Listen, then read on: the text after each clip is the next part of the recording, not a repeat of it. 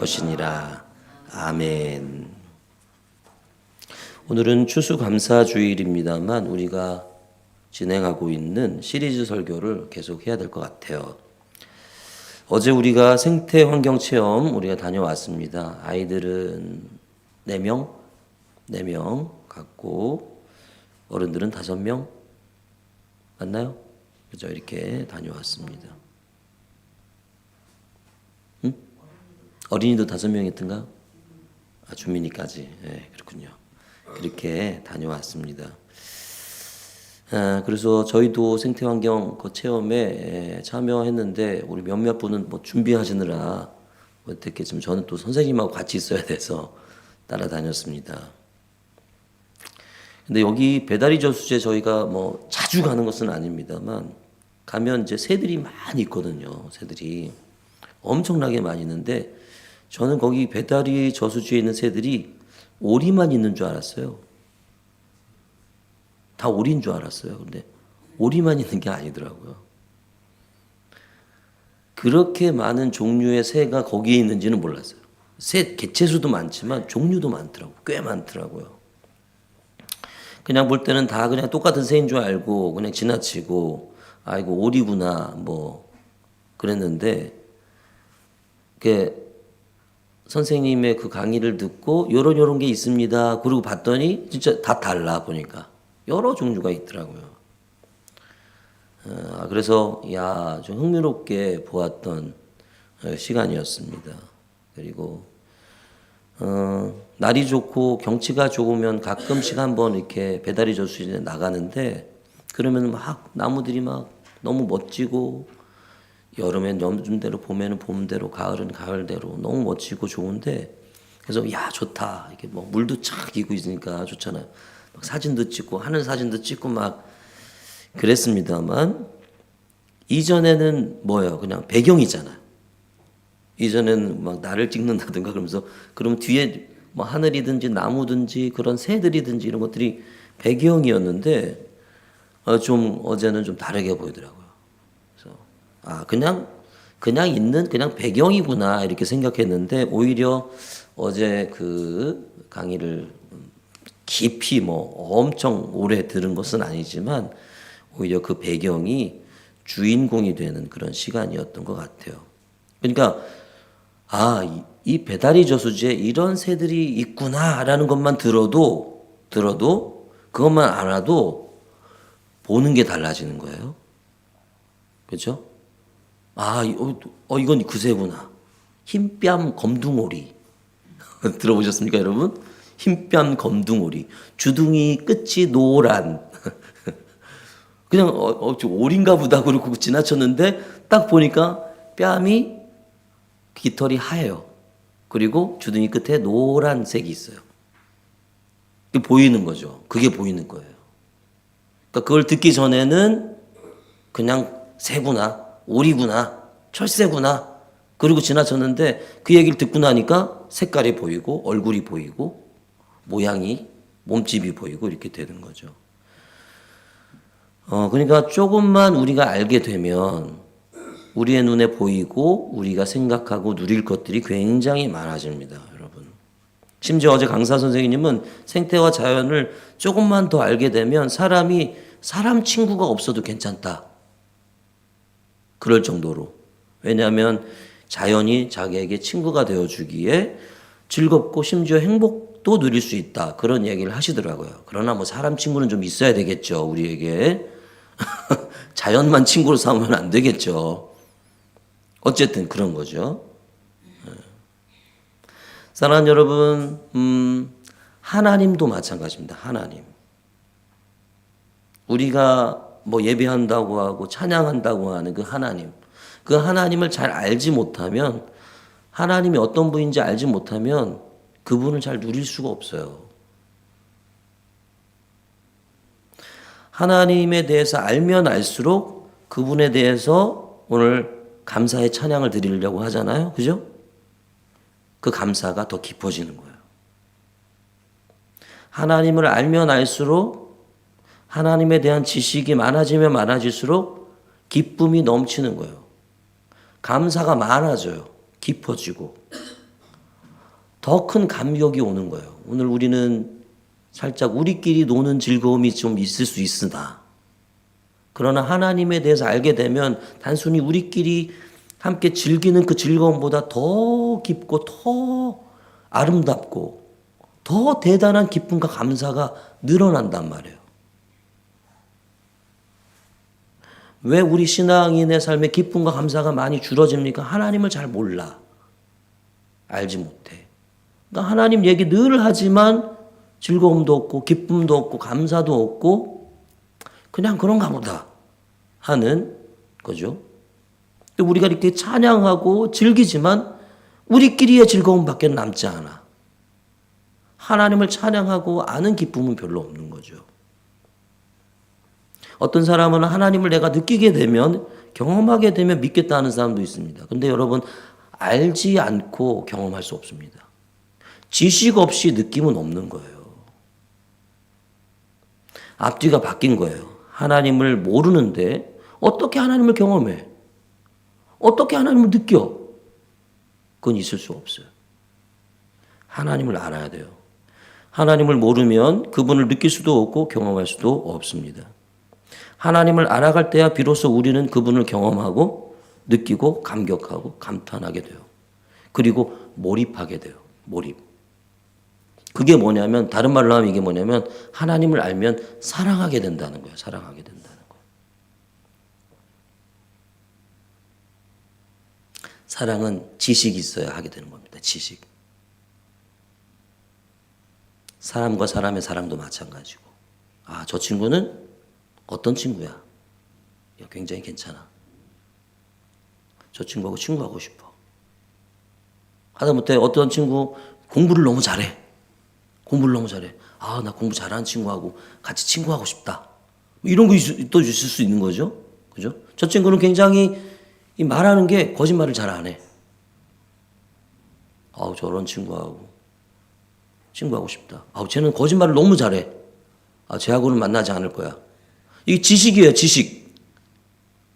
지식이 있어야 관계가 형성되고, 그리고 그렇게 하고 싶은 마음이 들고, 그렇게 되는 거죠. 여러분, 하나님도 마찬가지예요. 하나님을 계속 알아가야 됩니다.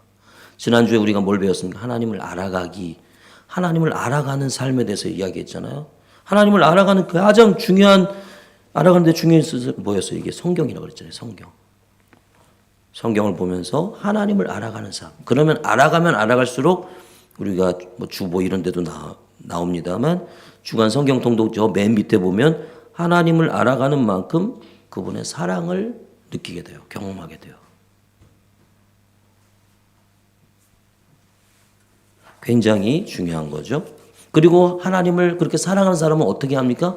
뭘 하게 되는지 아세요? 예배하는 거예요. 예배. 하나님을 알아가는 사람이 하나님을 사랑하게 되고, 하나님을 사랑하면 예배하게 되는 것입니다. 오늘 우리가 드리는 예배는 하나님을 사랑하는 사람이 드리는 예배가 되어야 돼요. 사실은. 그렇죠? 예배란, 그래서 하나님이 어떤 분인지, 또 그분이 하신 일이 무엇인지 알아가면서 그분에 대해서 감탄하는 것, 감격하는 것. 와, 그분 대단하구나. 이런 일을 하셨구나. 이렇게 나를 사랑하는구나 하면서 그분을 사랑하고 그분에게 몰입하는 것이 예배다, 이렇게 말할 수가 있습니다. 여러분, 베드로전서에 이런 초대교인들의 반응의 모습이 나옵니다. 우리 주보에 제가 올려놨죠. 베드로전서 1장 8, 9절 한번 같이 한번 읽어봅시다. 시작. 예수를 너희가 보지 못하였으나 이제도 보지 못하나 믿고 말할 수 없는 영광스러운 즐거움으로 기뻐하니 믿음의 결국 곧 영혼의 구원을 받음이라. 아멘. 이 말씀은 예배라는 말은 나오지 않지만 예배가 뭔지를 잘 설명해 줘요. 베드로는 예수를 만나고 경험한 사람입니다. 그렇죠? 예수님의 제자잖아요. 그는 예수님을 만났어. 그리고 그와 대화도 하고 같이 먹기도 했어. 그러니 예수님을 경험한 사람은, 실제적으로 경험한 사람은 예수님을 사랑하지 않을 수 없어. 베드로가 예수님을 사랑하는 건 너무 당연해요. 예수님을 아니까. 그런데 베드로가 놀라운 이야기를 해요. 놀라운 거야. 초대교회 성도들은 그렇지 않단 말이에요. 자기는 예수님의 제자였고 3년 동안 함께 했잖아. 그러니까 예수님을 사랑할 수 있어. 근데 초대교회 성도들은 예수님을 만나지 않았어. 얘기로만 들었어. 그런데 오늘 말씀이 뭐라고요? 너희가 보지 못했으나 사랑하는구나. 예수를 사랑하는구나. 어떻게 이런 일이 있습니까? 예수를 보지도 못했는데 어떻게 사랑해? 이제도 보지 못하죠. 지금도 보지 못하죠. 예수님은 하늘로 가셨으니까, 돌아가셨으니까 믿고 말할 수 없는 영광스러운 즐거움으로 기뻐한대요. 예수님을 기뻐한대요. 이것이 여러분 예수님과 인격적인 관계를 맺은 모습입니다. 사랑하고 기뻐하고 소통하고 이런 모습을 초대교회 성도들이 보여주고 있는 거예요. 여러분 사람들은 어떻게 하나님과 보이지 않는 예수님, 보이지 않는 하나님과 어떻게 인격적인 관계를 맺느냐 이렇게 얘기를 합니다. 근데 여러분 하나님은 개념이 아니에요. 어떤 이론이 아니에요. 그분이 인격이세요. 인격이니까 인격적인 관계가 성립이 되는 거야. 인격 대 인격이 만나면 관계가 성립이 돼요. 그분이 인격이시기에 우리는 그를 사랑할 수 있고 보지 못하고 우리 그 초대교회 성도들처럼 우리도 역시 하나님을 보지 못하고 예수님을 눈으로 보지 못하고 만나지는 못하지만 성경을 통해서 그가 어떤 분인지 알고 그와 인격 대 인격으로 만나는 거예요. 그래서 우리가 하나님을 알아가기 시작하면 인격적인 반응이 나오기 시작합니다. 인격을 만나면 인격적인 반응이 나와요. 상대방 인격이 이상한 거짓말을 하고 나쁜 짓을 하면 나도 반응하게 돼 있어요. 인격이니까. 그렇죠? 내가 물건이면 인격이 아니면 반응이 없어요. 여기는 의자 같은 걸 내가 발로 한번 꽉 찼다고 한번 생각해 보세요. 누군가를 인격을 차면은 어떻게 돼요? 그죠? 인격은 반응하는 거예요. 그리고 너 뭐야? 죄송합니다. 이게 뭐야? 뭐 이런 소리가 나오죠. 그죠? 그러나 의자를 한번 찾아보세요. 인격이 아니니까 아무 소리도 안 해요. 그냥 그대로 있는 거란 말이죠. 인격 대 인격이 만나면 반응하고 관계가 맺어집니다. 이것이 예배예요. 인격이신 하나님, 우리의 눈에 보이지 않지만 그분을 살아가고 그분께 집중하고 그분과 인격적인 반응, 관계를 맺는 것이 예배입니다. 그래서 예배의 본질은 인격적인 하나님, 그분의 사랑, 그분의 존재, 그분의 성품, 그분이 하신 일, 그분의 능력, 그분의 지혜에 감격하고 기뻐하고 놀라고 사랑하고 믿고 의지하는 것, 그것이 예배이고 이것이 그리스도인의 특권이에요. 그리스도인 외에는 그것을 아는 사람이 없어요. 하나님을 아는 자가 없어요. 그렇기 때문에 그리스도인만의 특권입니다. 예배하는 것은. 하나님을 사랑하는 것은 그리스도인만의 특권이에요. 보이지 않는 인격과 관계를 맺는 것 그리스도인만의 특권이에요. 여러분 하나님을 잘 알지 못하면 예배는 고역입니다. 그렇죠? 여기도 그런 사람이 있을 수 있어요. 그죠? 하나님을 잘 알지 못하니까 내가 여기 왜 앉아있나 이런 거예요. 고역이에요. 그러나 하나님을 아는 사람은 예배가 기쁨이요, 놀라움이요, 경이롭고 즐겁고 행복하고 그렇게 되는 거죠. 바로 이것을 요한 1서가 우리에게 보여줍니다. 요한 1서 3장 1절 한번 같이 한번 읽어봅시다. 3장 1절 있죠? 시작. 보라, 아버지께서 어떠한 사랑을 우리에게 베푸사 하나님의 자녀라 일컬음을 받게 하셨는가. 우리가 그러하도다. 그러므로 세상이 우리를 알지 못함은 그를 알지 못함이라. 여기 보라, 보라, 여기 보라 그랬잖아요. 감탄사예요. 감탄사, 그죠? 감탄하면서 하는 말이에요. 보라, 아버지께서 어떠한 사랑, 이런 말이 아니란 말이에요. 이 글이, 그죠? 보라, 아버지께서 어떠한 사랑을, 이런 감정 없는 말이 아니라, 야, 봐라, 한번, 봐라. 사도 바울이 아니군요. 요한 사도가. 그죠? 봐라. 하나님이 어떤 사랑을 우리에게 베푸셨냐. 예배는 가 계시는데 억지로 가는 게 아닙니다. 감탄하는 사람이 오는 거예요. 예배는. 감탄하며 드리는 거예요. 예배는 하나님이 우리를 불러주신 것에 대한 감격의 표현이. 우리를 뭐라고 불러주셔요? 너는 내 아들이라 이렇게 말씀하시죠. 넌 내 아들이야. 근데 내 아들인 내가 어떤 존재야? 그럴 수 없는 존재예요. 하나님의 자녀가 될 수 없는 존재잖아요.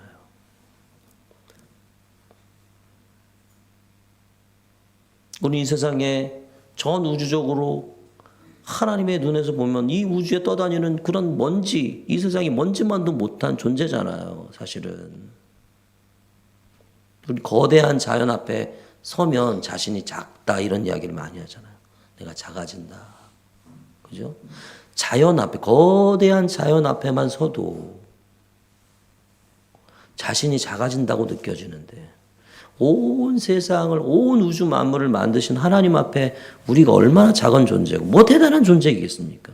그런데 그런 우리를 부르셔서 너는 내 아들이다 말씀하시는데 어떻게 예배하지 않을 수 없겠습니까? 그죠? 그리고 그 아들 예수를 희생시키면서까지 우리를 그 아들 삼아 주셨잖아요. 그냥 아들 삼아 주신 게 아니에요.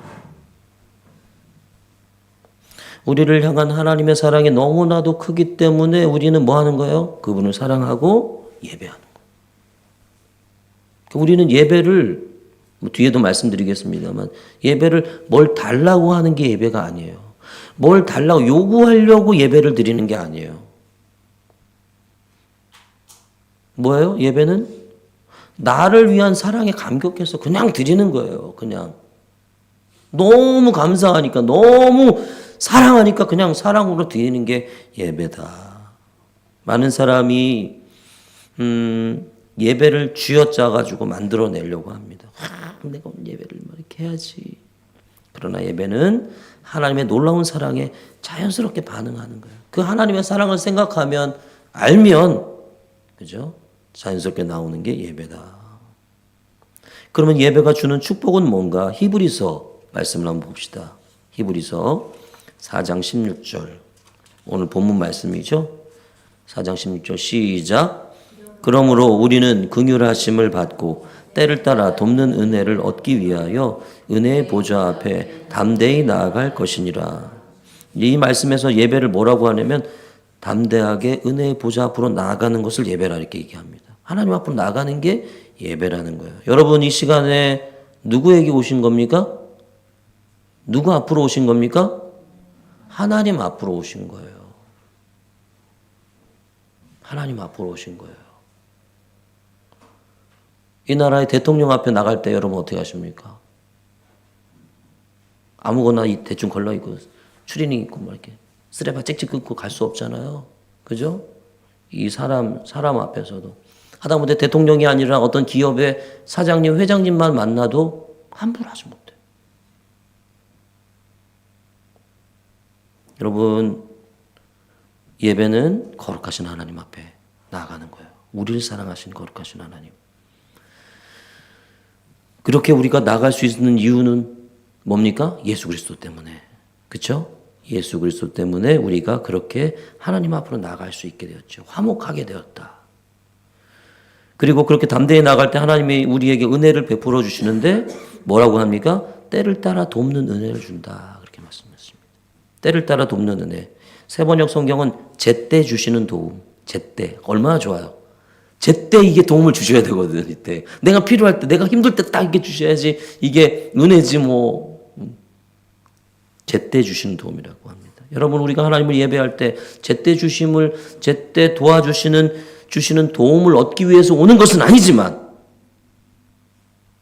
우리가 주님을 사랑하고 주님을 예배하러 올 때 주님이 그런 은혜를 주신다는 거예요. 축복이죠. 복이죠. 복. 우리가 하나님을 예배할 때 하나님은 지금 우리의 상황이 필요한 은혜를 주십니다. 예배를 드리는 사람의 받는 축복이 바로 이것이에요.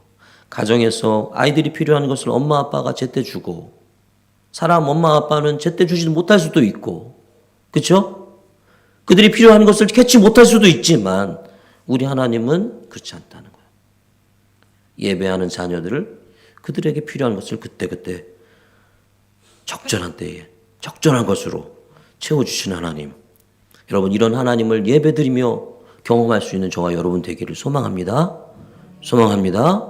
예배는 우리의 필수적인 거예요. 그러니까 여러분, 그러면 하나님을 알아가고 그분께 몰입하는 이 예배는 어떤 형태가 있을까? 예배 세 가지 형태가 있습니다. 세 가지. 개인의 찬미입니다. 첫 번째, 개인의 찬미. 히브리서 3장 13장 15절을 한번 볼까요? 히브리서 13장 15절 같이 읽습니다. 시작. 그러므로 우리는 예수로 말미암아 항상 찬송의 제사를 하나님께 드리자. 이는 그 이름을 증언하는 입술의 열매니라. 여기 예수로 말미암아라는 말은 예수의 죽음으로 말미암아라는 말입니다. 예수의 죽음으로 말미암아 우리는 끊임없이 뭘 하는 거예요? 찬송의 제사를 드리는 거예요. 찬송의 제사, 찬미의 제사. 예수께서 우리를 위해서 죽으셨기 때문에 우리는 늘 찬송할 거예요. 그것을 찬송한다는 거예요. 또 여기 그 이름은 뭡니까? 그분이 행하신 일과 그분이 어떤 분인가 하는 것을 말하는 게 그 이름입니다. 그 이름에는 거기에 담겨져 있어요. 예수의 이름으로 기도합니다. 무슨입니까? 그와 그가 행하신 일을 바탕으로 기도합니다. 그런 이야기거든요. 그러니까 그것을 고백하는 것이 찬미의 제사고 찬송의 제사다. 그리고 그것이 우리의 입술의 열매다. 우리가 입술에서 맺어야 할 열매라는 거예요. 우리 입에서. 우리 입에서 맺어야 될 열매가 뭐가 있어요? 찬송과 하나님을 향한 찬송과 찬미. 하나님이 어떤 분인지를 고백하고 높이는 것. 막 우리 아이들 학교에 가면 막 전문 용어들이 막 나오잖아요. 막 입에서 막. 이상한 용어들이 막 나오잖아요. 그죠? 이거 그 자기의 입술이 맺는 열매야. 자기가 내면에서 나오는 열매야. 나는 이런 열매를 맺고 있어요. 이런 거와 똑같은 거예요.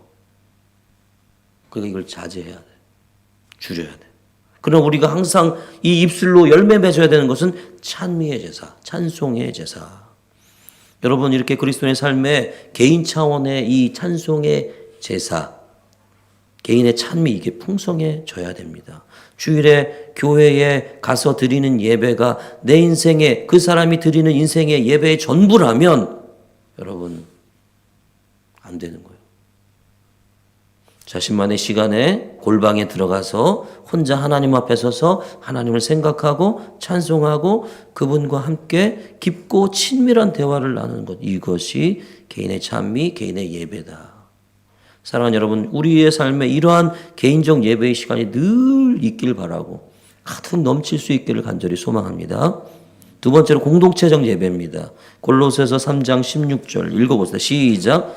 그리스도의 말씀이 너희 속에 풍성히 거하여 모든 지혜로 피차 가르치며 권면하고 시와 찬송과 신령한 노래를 부르며 감사하는 마음으로 하나님을 찬양하고. 아멘. 우리가 드릴 우리의 예배는 이 공동체적 예배가 있어요. 함께 모이는 예배란 말이죠. 이 공동체 예배는 세 가지 차원이 있습니다. 세 가지 차원. 첫 번째는 위에서 내려오는 하향적 차원이 있습니다. 그게 뭡니까? 그리스도의 말씀이 너희 속에 풍성히 거하여. 그리스도의 말씀이 우리에게로 내려오는 거예요. 그죠? 그런 차원이 있고, 수평적 차원이 있습니다. 뭐가 있어요? 모든 지혜로 피차 가르치고 권면하고, 형제들 사이에서 일어나는 일이죠. 우리 형제들 사이에서 수평적으로 일어나는 일들이 있단 말이죠. 그리고 위로 올라가는 차원인데 감사한 마음으로 시와 찬송과 신령한 노래로 하나님을 찬양하는 일. 그죠? 우리에게서 위로 올라가는 거예요, 이제 이거는. 그죠? 그리스도의 말씀이 우리에게로 내려오고 우리는 그 말씀으로 서로 권면하고 가르쳐 주고 그러면서 함께 감사하는 마음으로 하나님께 찬양하고 우리 공동체 예배에 이런 일들이 있단 말이에요. 이런 일들이. 이 시간은 개인에게 임재하시는 하나님보다 더 강력하게 임재하시고 역사하시는 시간입니다. 여러분, 우리가 홀로 찬양을 드릴 때보다 함께 찬양할 때 또 힘이 있고 능력이 있고 그리고 더 기쁘고, 그죠? 그런 일들이 일어나잖아요. 감격스럽고 은혜가 되고 함께 모여 주님을 예배하는 때, 이때 주님이 더 특별히 더 역사하시는 거죠. 그래서 주일날 예배를 빠지지 마라 하는 것이 그 이유입니다. 개인의 예배를 늘 드리는 사람은 어떨지 모르겠으나 개인의 예배도 잘 드리지 않고 주일 예배도 빠지고 이런 사람은 떨어져 나갈 수밖에 없어요. 공동체에서.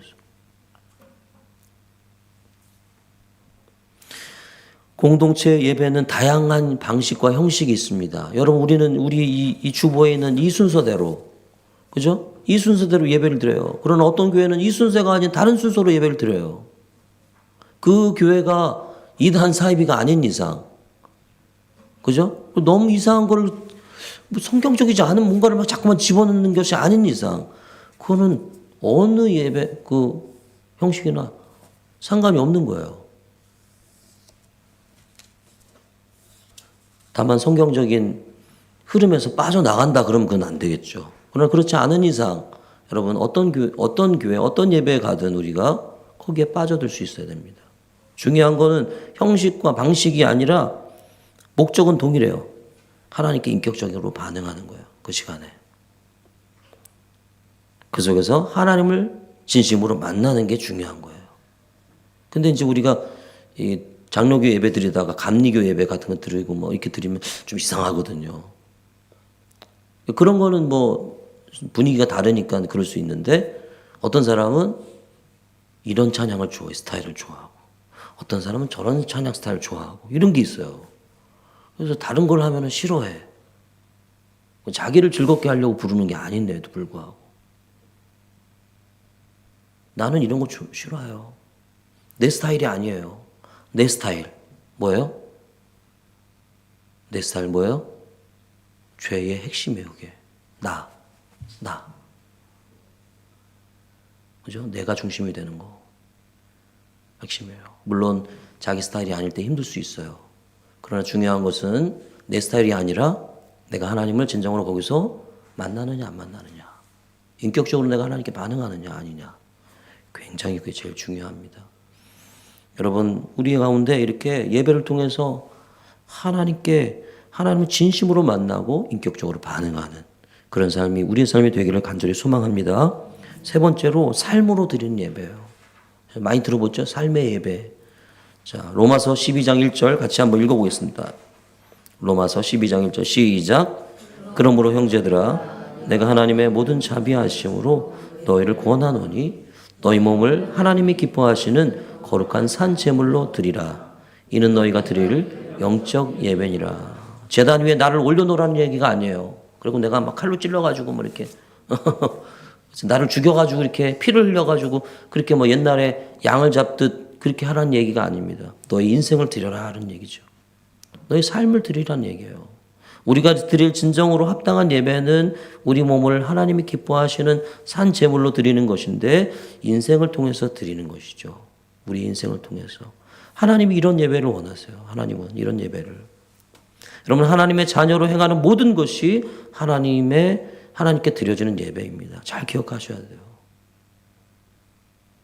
우리가 밥 먹는 것 하나, 공부하는 것, 회사에서 일하는 것, 청소하는 것 하나, 이런 모든 것이 예배란 말이에요. 하나님이 보시고 계신단 말이에요. 하나님을 믿는 자녀로서 자기 혼자 살아가는지 아니면 나와 함께 살아가는지, 하나님과 함께 살아가는지 보고 계시고, 그것이 그의 인생이잖아요. 그 인생을 하나님이 당신에게 드려서 당신과 함께 하기를 원하세요. 누구는 똑같이 공부하고 똑같이 일해도 누구는 하나님께 드려지는 삶을 사는 사람이 있는 반면에 어떤 사람은 그냥 자기 혼자 살아가는 거예요. 하나님은 주님과 함께 주님을 바라보면서 그 인생을 살아가기를 원하신다 하는 거죠. 로렌스 형제라는 수도사는 수도원에서 설거지를 했다는데 설거지. 여러분 설거지가 뭐가 거룩해요. 미사나 예배 때 들어가고 미사를 집행하고 예배를 인도하고 막 찬양을 인도하고 막 이런 게 더 거룩해 보이잖아요. 더 좋아 보이고. 그러나 이 두 형제는 수도원에서 설거지하면서도 하나님과 소통했다. 하나님 바라보고 하나님을 위해서 설거지하고 이 자기들이 씻어가지고 깨끗하게 된 이 식기로 밥을 먹게 될 다른 수도사들 생각하면서 기도하면서 그렇게 수고했다고 합니다. 물론 공동체 예배도 열심히 드린 거죠. 여러분 무엇을 하든 그것이 죄에 대한 행위가 아니라면, 그죠? 정상적으로 살아가는 삶의 모습이라면 그것과 하나님께 드리고 하나님을 생각하면서 함께하고 할 때 그것은 예배가 되고 하나님이 그 예배를 받으시는 거예요. 그 인생을 받으시는 거죠. 우리의 삶에 아무리 작은 행위라고 해도 하나님과 함께 하나님께 집중하며 행하는 삶은 예배하는 삶이다. 예배 드리는 삶이다라고 말하는 거예요. 우리가 대단히 전도를 하고 대단한 교회에서 어떤 행사를 해도 하나님과 함께 하지 않으면 아무 의미가 없는 것이죠. 그 인생과 그 행위는. 여러분, 그러므로 우리가 궁극적으로 우리가 추구해야 될 삶은 어떤 삶입니까? 예배하는 삶이 되어야 돼요. 예배하는 삶. 그리고 궁극적으로 추구해야 될 예배는 삶으로 드리는 예배가 되어야 된다.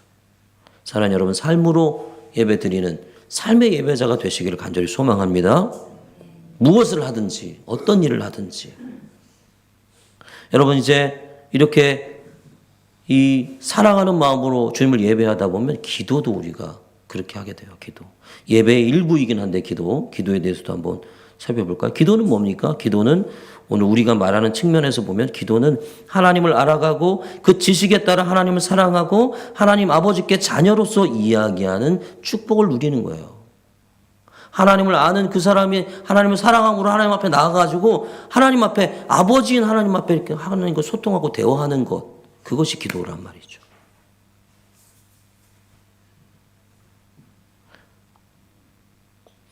여러분 그 기도할 때 우리의 자세와 기도 오늘 빌립보서 4장 6절 7절에서 말해줍니다. 어떤 자세와 축복을 받는지 빌립보서 4장 6절 7절 같이 한번 읽어봅시다. 시작. 다만 모든 일에 기도와 간구로 너희 구할 것을 감사함으로 하나님께 아뢰라. 그리하면 모든 지각에 뛰어난 하나님의 평강이 그리스도 예수 안에서 너희 마음과 생각을 지키시리라. 아멘. 6절을 보면 아무것도 염려하지 말고 감사함으로 기도하라고요. 여러분 우리는 기도할 때 어떻게 기도해야 됩니까? 아무것도 염려하지 말고 감사함으로. 여러분 그렇게 기도하시기 바랍니다. 아무것도 염려하지 마세요. 그리고 감사함으로 기도하세요. 근데 여러분 이렇게 기도하기가 쉽지 않죠. 아무 일 없을 때는 모르지만 갑자기 시험 범위가 늘어나고 그죠? 갑자기 어려운 일이 생기고 갑자기 고난이 생기고 그럴 때 우리가 마음은 어떻습니까? 초조하고 아프고 답답하고 안달이 나고 힘이 듭니다. 그러나 여러분 하나님은 우리에게 말씀하시죠. 염려하지 말고 감사함으로 기도해라. 우리가 이렇게 기도할 수 있는 뭡니까? 우리가 어떤 상태라고 그랬어요? 지난주에? 우리는 젖된 아이가 엄마 품에 안겨있는 상태다. 우리가 답답하고 힘들고 어렵고 염려스럽고 근심되고 걱정되고 그럴 때 내가 어떤 상태에 있는지를 생각해 보라는 거예요. 내가 기도하는 그 하나님이 어떤 분인지를 기억하라는 거예요. 나를 품에 안고 이렇게 딱 있는 엄마와 같이 그 안에 사랑과 평화와 안정과 온전과 이런 게 다 들어있어요. 그러니까 안심하라는 거예요. 안심하라는 거예요. 네가 비록 너의 삶에 근심과 고통과 어려움과 절망이 있을지라도 안심해. 하나님이 너를 이렇게 품고 있어. 기도해. 감사함으로 기도해. 그런 이야기예요. 우리의 기도를 듣는 분이 어떤 분인지를 기억해야 됩니다. 잊지 말아야 돼요. 그럴 때 우리는 염려도 내려놓고 근심하지도 않고 감사함으로 기도할 수 있어요. 어떻게 왜 감사해요? 나를 안고 계시니까. 그리고 나의 기도를 들어주시니까. 7절 그렇게 기도하는 자에게 어떤 축복이 있습니까? 모든 지각에 뛰어난 이렇게 써 있어요. 세번역 성경은 사람의 헤아림을 뛰어넘는 모든 지각에 뛰어난 그러니까 잘 이해하기가 쉽지 않은데 사람의 그죠?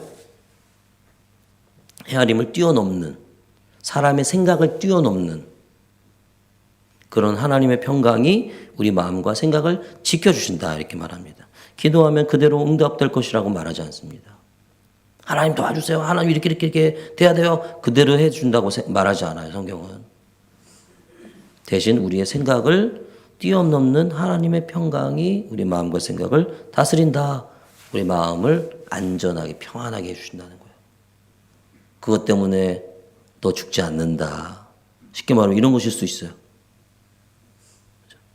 그 문제 때문에 너 인생이 망가지지 않는다. 그렇게 하나님 말씀하신다는 거예요. 그러니까 내 마음과 생각을 평안으로 인도하신다는 거예요. 우리의 기도를 들으시는 하나님이 나를 안전하고 안온하게 안고 계심을 기억하면 염려하지 않고 감사함으로 기도할 수 있고, 그렇게 기도할 때 하나님이 우리의 마음과 생각을 사로잡아서 더 놀라운 평강으로 우리를 인도해 주시고, 우리가 평안해지면 어떻게 될까요? 평안해지면 안 보이던 것들이 보여요. 안 보이던 것들이. 보이지 않던 길이 보인단 말이에요. 그래서 그 길로 나아갈 수 있는 길이 열리게 되는 것이죠. 하나님은 그분의 사랑에 의지해서 사랑으로 드리는 기도를 기뻐하십니다. 이런 기도는 사실 우리의 상황을 바꾸기보다는 우리의 마음을 바꿉니다. 마음을 바꿔요. 상황도 바꾸실 수 있어요. 필요하시면. 더 중요한 것은 하나님이 우리의 마음을 다스리신다는 거예요. 우리의 마음을. 그래서 여러분, 이런 기도를 드리려면 어떻게 기도를 드려야 됩니까? 자신의 언어로 드리십시오. 자신의 언어로. 이거 자신의 언어로 드린다는 것은 뭐냐면 꾸미지 말고 진실하게, 그죠? 있는 그대로 기도하라는 거예요. 뭐 자꾸만 내가 기도 잘하는 사람처럼 막 이 단어 저 단어 갖다 붙여가지고 막 그렇게 하지 말고 그냥 내 수준에 맞게 하나님 앞에 기도하면 된다는 것이죠.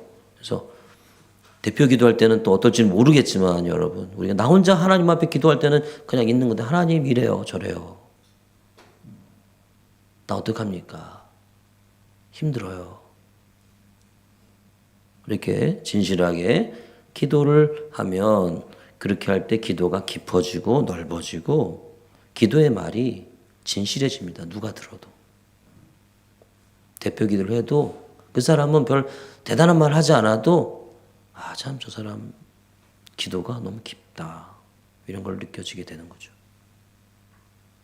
어떤 목사님은 기도할 때 친교 기도와 사역 기도를 나눠서 한다 그래요. 친교 기도, 사역 기도. 사역 기도는 뭡니까? 하나님의 뜻을 분별하고 그 뜻이 이루어지기를 위한 기도인 거예요. 그러나 친교 기도는 뭡니까? 말 그대로 하나님과 교제하는 기도예요. 교제하는 기도. 이 기도는 하나님을 찬양하고 하나님께 감탄하고 감격하는 기도예요. 하나님만 그냥 바라보는 기도야. 그냥 뭐 요구하는 게 있는 게 아니야. 하나님 이거 해주세요 저거 해주세요가 아니야. 하나님 그분을 기뻐하는 기도야. 그분과 교제하는 기도야. 하나님이 어떤 분인지 고백하고 하나님이 하신 일에 감사를 표하는 거예요. 내 삶에서 하나님이 하신 일이 뭔지 생각하고 그것에 감사하고 찬양하는 거예요. 여러분, 굳이 따지자면 여러분 어떤 기도가 더 하나님이 기뻐하실 만한 기도일까요? 친교의 기도예요. 친교의 기도. 하나님은 이미 그 아들과 함께 모든 걸 줬어. 우리 막 리스트를 가지고 와가지고 하나님 요거도 주고 이렇게 해주세요. 다 줬어 임마. 다 줬잖아. 내 아들을 줬어. 내 생명을 주었어. 이미 다 주었어요. 더 이상 우리가 요구할 게 없어요. 있지도 않아.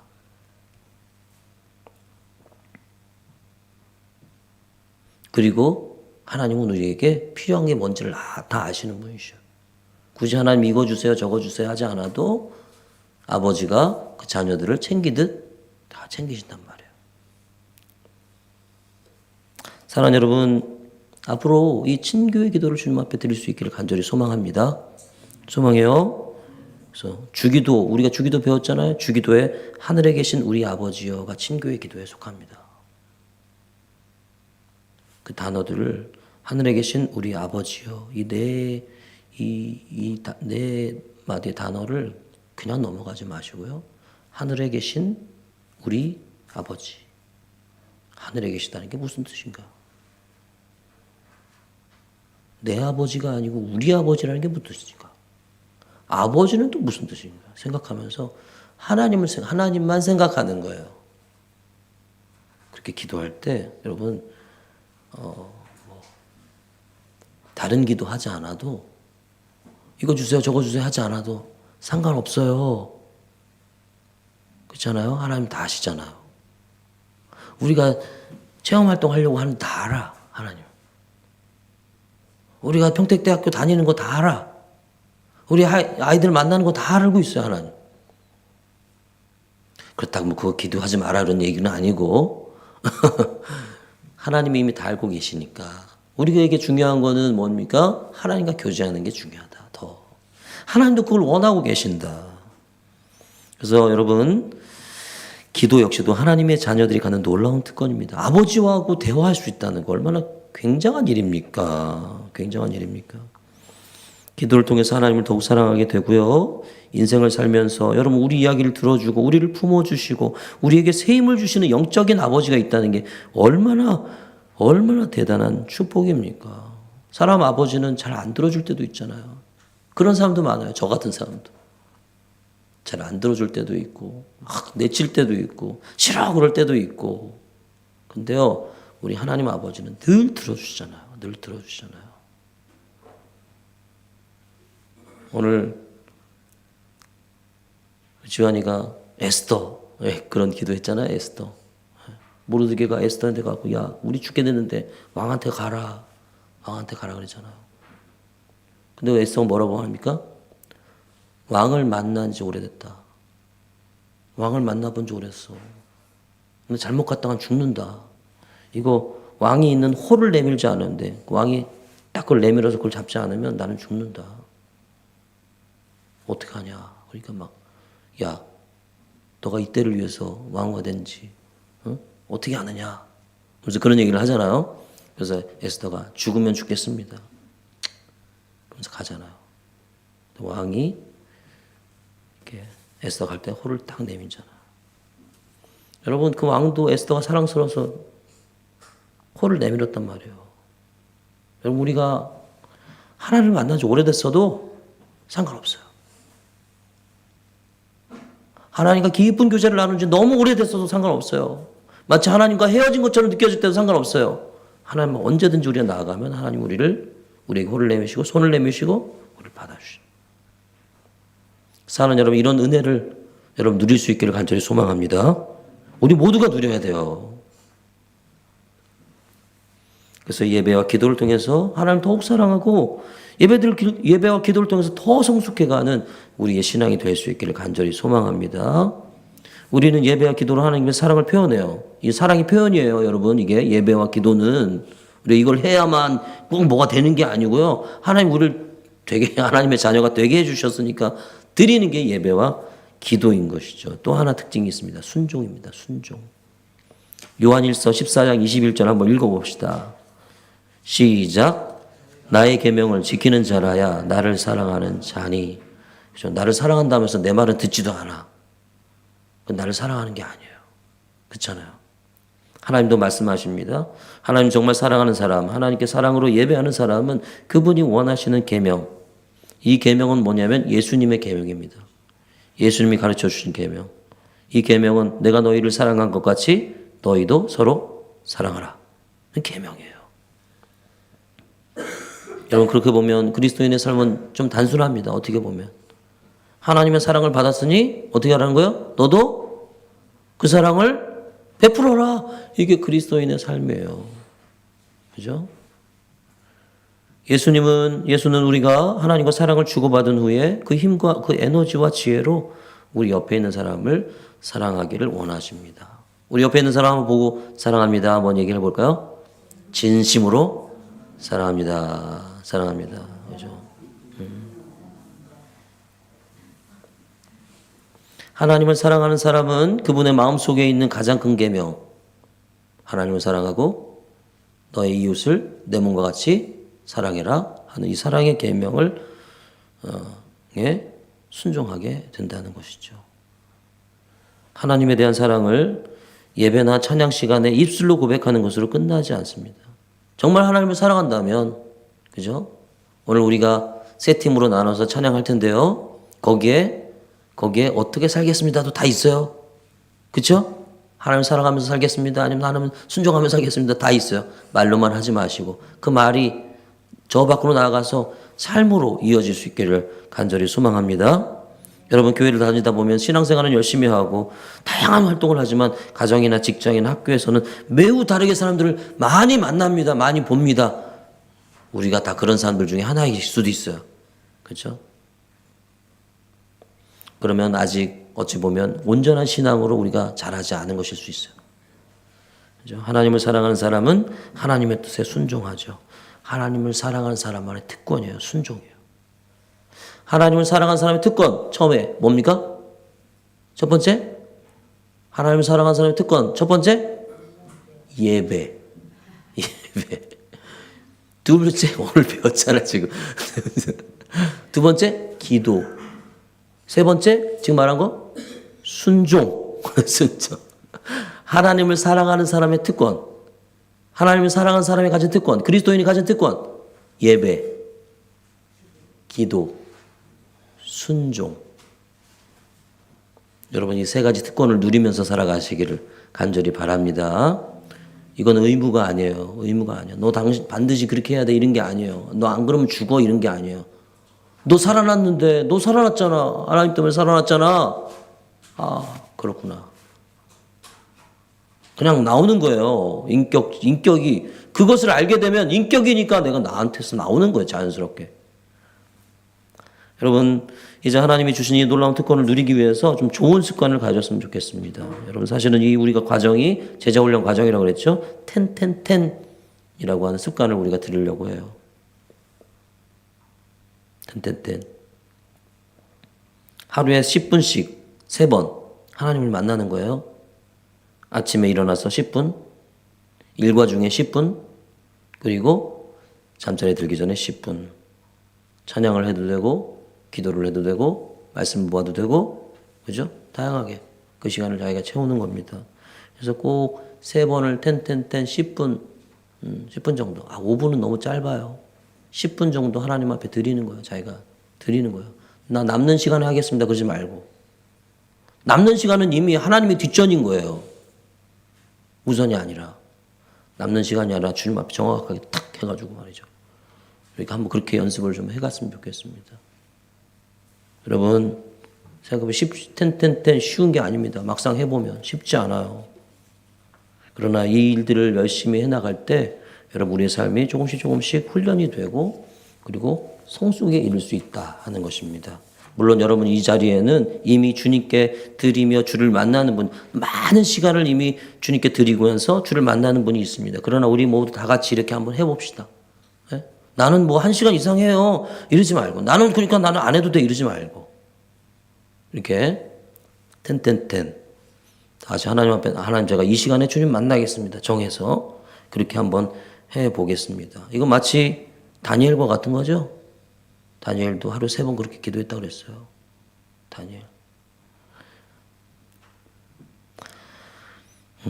여러분 아침과 저녁에 기도하는 사람들은 많이 있을 수 있습니다. 그러나 일과 중에 시간을 내서 하나님 만나는 사람은 그렇게 많지 않은 것 같아요. 이게 쉽지 않아요. 사실 일과 중에 내가 회사에 가고 일하면서 학교에 가서 공부하다가 중간에 시간을 내가지고 내가 기도한다거나 성경을 읽는다거나 잠시 속으로 찬양을 한다거나 이게 쉽지가 않아요. 하다 보면 그냥 쑥 지나가죠. 그죠? 그러나 참 반드시 그 시간을 내어서 한번 해보십시오. 굉장히 중요하고 좋은 훈련입니다. 왜 그렇게 하는 걸까요? 우리의 특권이기 때문에 그래요. 특권이에요. 하나님을 알아가고 사랑하는 우리의 특권입니다. 하나님을 사랑하는 사람들이 그렇게 해요. 그렇게 살아요. 많은 사람이 다시 한번 말씀드리지만 이것을 하나님의 사랑을 얻어내는 방법이라고 생각해요. 이렇게 해야 내가 하나님 나를 사랑하구나. 아님 절대 아닙니다. 이미 우리는 하나님의 사랑을 받고 있어요. 받았어요. 그 사랑은 끊어지지 않아. 하나님 나를 사랑하시니 이렇게 하는 거예요. 이렇게 사는 거예요. 사랑하는 여러분 우리가 지난주와 오늘까지 하나님을 알아가는 일에 대해서 지난주에 배웠고 오늘 하나님을 사랑하는 것을 배웠어요. 하나님을 알아가면 이쪽으로 넘어가는 거예요. 사랑하는 쪽으로. 그래서 예배와 기도와 순종의 삶을 살게 되어 있다. 그래서 이것들을 누리기 위해서 10 한번 해봅시다. 이런 얘기를 했습니다. 오늘 이번 주부터 매주 하나님을 알아가고 예배와 기도와 순종을 통해서 하나님을 더욱 사랑하는 그리스도인만이 누릴 수 있는 진정한 특권을 누리며 살아가는 우리 하늘가족교회 공동체 모든 사람들이 될 수 있기를 주님의 이름으로 간절히 축원합니다. 아멘. 기도하겠습니다.